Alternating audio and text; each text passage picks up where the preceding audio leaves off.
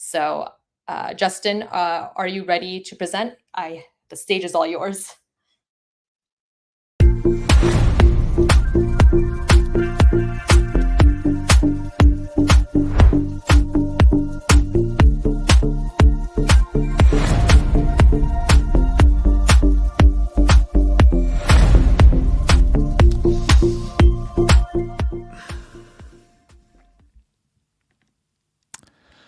Hi, everyone. Thank you to the organizers for having me.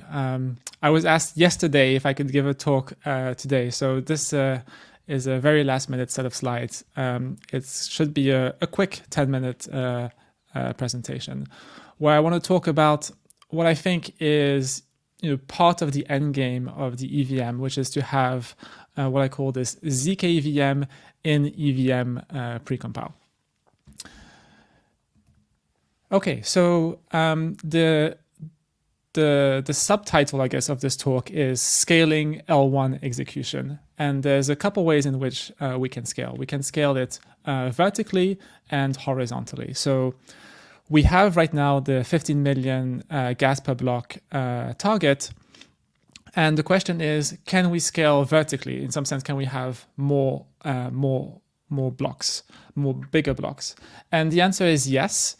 Once we've SNARKified the EVM. So once we've SNARKified the EVMs, the attesters who are basically voting on the correctness of blocks only have to verify these EVM snarks. And so because they don't have to re-execute the blocks naively, and verification always takes on the order of 1 millisecond, we can essentially remove the gas limit. Now, of course, there will still be an implicit gas limit because single-threaded computation is fundamentally bottlenecked by physics, and we might also want other gas limits, for example, on call data and maybe on state growth. But at least for the computational part of what's going on in the block, in theory, we could completely remove the gas limit once we've SNARKified the L1 EVM. But then there's another thing which I'm very excited about, above and beyond increasing the gas limit, which is to scale horizontally. And the idea here is that instead of having just one EVM instance, why don't we have as many EVM instances as we want? A programmable number of EVM instances. And this is where the zkEVM precompile comes in. Now, what is the zkEVM precompile? The idea is that as a app developer, you can use this precompile to deploy zk rollups extremely simply. And these would be EVM equivalent rollups. And these rollups used to be called enshrined rollups, but now we prefer to call them native rollups. And there's three massive benefits to these rollups. The first one is that they're very, very easy to deploy. So instead of having to write a custom circuit or maybe use technologies like SP1 or RISC-0 or Jolt directly, you can just use this one precompile, which will allow you to verify EVM state transitions within the EVM. The second massive advantage of these native zk rollups is that they're going to be correct by construction. Right now, we're very much worried about bugs in zk circuits or bugs in proof systems. And the native rollups will basically inherit the exact same security as the L1, and they will be bug-free by construction. And then finally, the native rollups will not need governance in order to stay in sync with EVM equivalent. So the L1 EVM changes every once in a while. There's like new opcodes or changes to gas schedules and things like that. And the nice thing is that the zkEVM opcode will mean that the native rollups will always stay in sync with the latest rules of the EVM. So you don't need governance in order to stay EVM equivalent. And in some sense, you can think of native rollups as being a realization of the execution sharding roadmap, but it's even better because it's programmable. So the old execution sharding roadmap had a fixed number of execution shards. There were 1024 or 64 shards.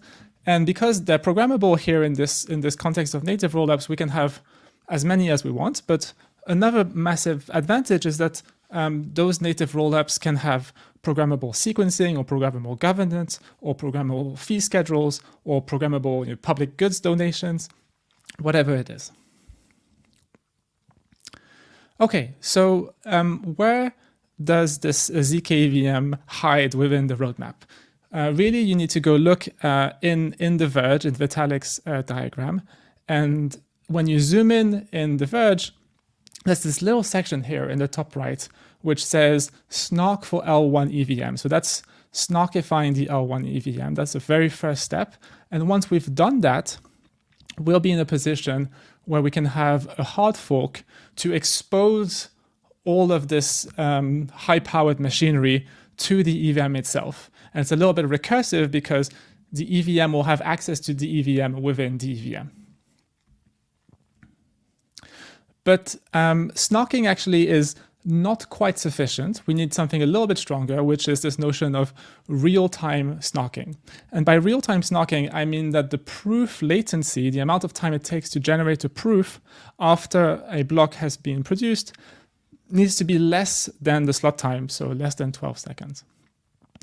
And the reason why this is sufficient in our context to enable the zkEVM precompile and to allow for attestations to just verify these zkEVM proofs is that there's this proposal by Charlie and Max whereby we can delay the state roots by one slot. So the L1 blocks, they basically contain all of the transactions, but they don't expose the state root. The attesters would not be voting on the correctness or non-correctness of the state root. They'd just be voting on what they think is the longest chain, and then the state root is exposed at the very beginning of the next lot, and the zkEVM proofs can be basically tagged along with the state root that comes in the next lot. Okay, so what are the inputs and outputs to this magical zkEVM precompile?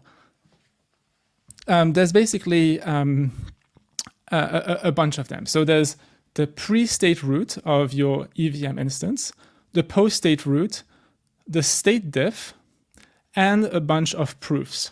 And then basically this precompile will just say, yes, this is a correct state transition, or no, this is not a correct state transition.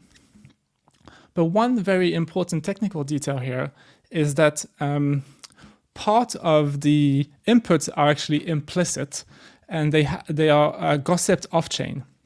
And the idea here is that we don't want to enshrine within consensus a specific SNARK circuit or a specific set of SNARK circuits. Instead, what we want is to have the full client diversity of execution clients, and we're hoping that execution clients can expose different proof backends.